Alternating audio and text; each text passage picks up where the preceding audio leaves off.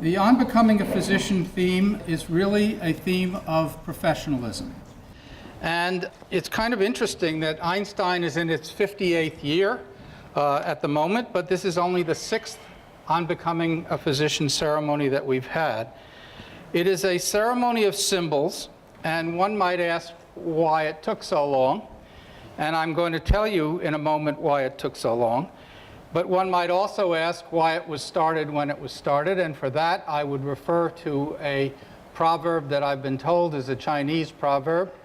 And that proverb is, the best time to plant a tree is 20 years ago. The second best time to plant a tree is today. So today, 6 years ago, we decided was the right time to start this ceremony. The white coat is a symbol of professionalism in medicine. And can I have the first slide, please? So the students have already been treated to me in various regalia. That's the same person on both sides. And that person remained in both garbs, the Senior Associate Dean for Students. However, I point out that on your right, the students would probably be loath to introduce me to you dressed that way. So symbols and the white coat mean something. Oops. So you students have come a long way with the help of your families. But for the first 50 years, again, it was felt that students hadn't quite earned the privilege of wearing a white coat at this point, and that they hadn't done all of the things necessary to achieve all of the things that would entitle them to wear a white coat. And so I think it's important to think about what the faculty who did not want a white coat ceremony or an On Becoming a Physician ceremony were really thinking about, because I think it gives us some really important lessons. The first of these got a laugh before, and you're welcome to laugh at it again. So there was a feeling that the white coat throughout history has served in some contexts to separate the physician from the patient, to actually provide a coat of armor that would protect the physician from feeling as if, or having the patient feel as if they were really on equal footing. And so the armadillo is supposed to represent that trend. Now there's some historical background for that, because in fact in the 1600s in Venice there was a plague going on, and this picture is called the Doctor of the Plague, and you can see that this doctor is coated not in a white coat but a black or gray coat, and wears a very elaborate mask. And the mask was often filled with flowers to keep the awful smell of the dying patients away. Now, I am an infectious disease physician, so I really never go anywhere without my mask.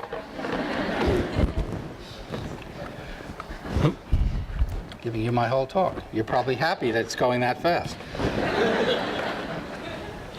So, the Brits recently have come out with scientific evidence that we should do away with white coats entirely, and particularly white coats that clothe students. And if you read the underlined portion of this slide, white coats of medical students are more likely to be bacteriologically contaminated at points of frequent contact, such as the sleeves and pockets. And although they're very clean and white now, my bet is that they're not going to stay that way, because the study also points out that a significant proportion of students only laundered their coats occasionally. So the student's white coat is actually a potential source of cross-infection on the ward, and in fact, in many places in Britain, they have outlawed the white coat.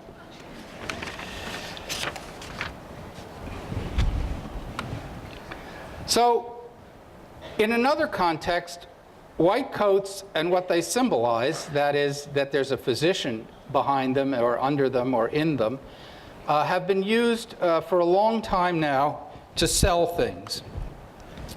And here's an example. More doctors, I don't know more than what, but more doctors smoke Camels than any other cigarette.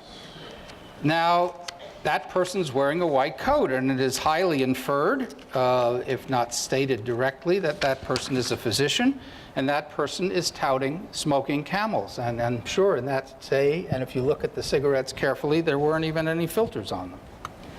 Here again, Lucky Strike, in competition with Camels, says 20,679. Goodness knows how they got to that number. Say Luckies are less irritating. Again, less irritating than what? So I guess less irritating than have a truck running over your throat. And not only, as it says on the bottom of it's toasted, you're toasted if you kept smoking Lucky Strike. So here we have not only a doctor selling something, or purported to sell something, but pseudo-statistics, statistics that really have absolutely no meaning whatsoever.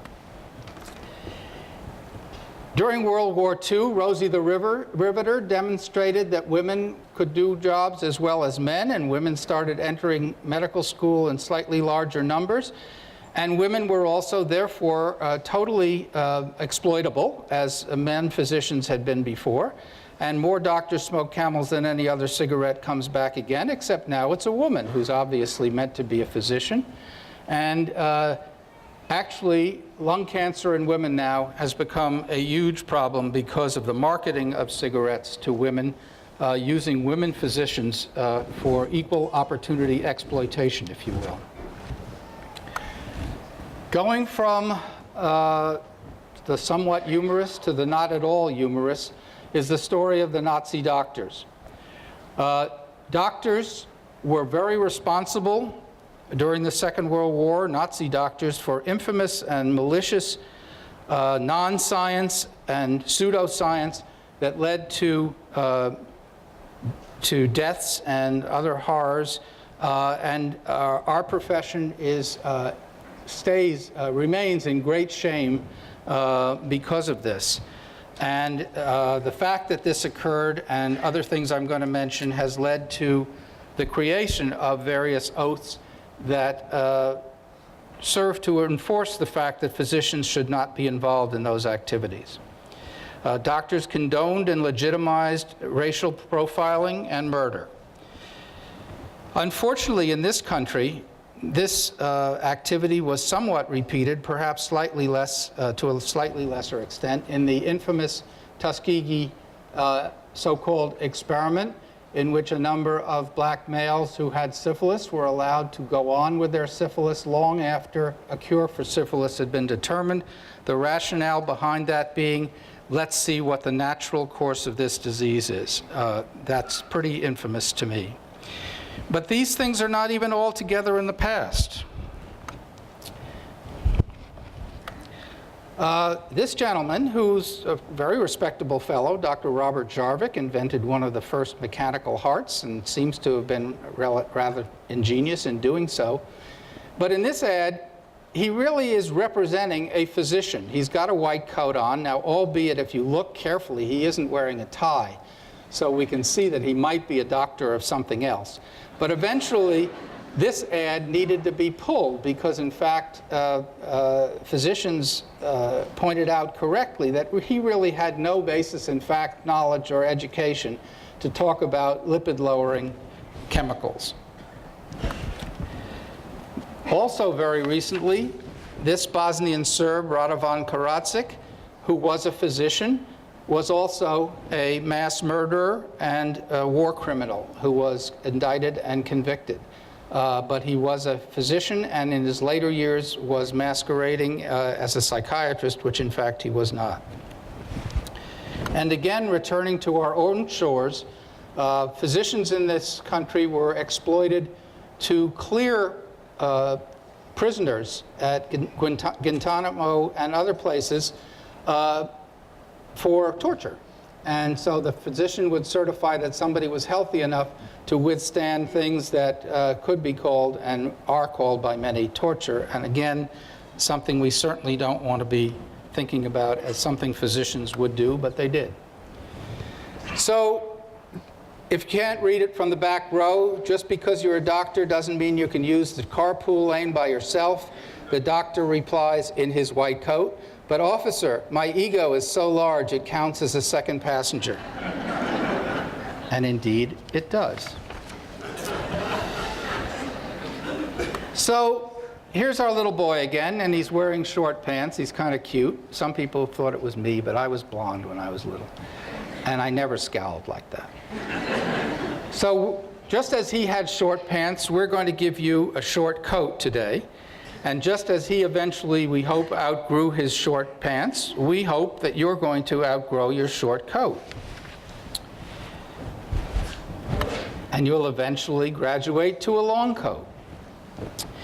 But whether short or long, our hope and wishes are, as this class has presaged in their wonderful oath that they have created and that you'll hear in a few moments, that in addition to filling the pockets with all sorts of books, charts, pens, stethoscopes, you will pay greatest attention to filling the inside of the coat with someone, you, who is knowledgeable, compassionate, professional, and humanistic. Someone who absorbs and internalizes the good practices you will observe and rejects and advocates against the bad. Thank you very much.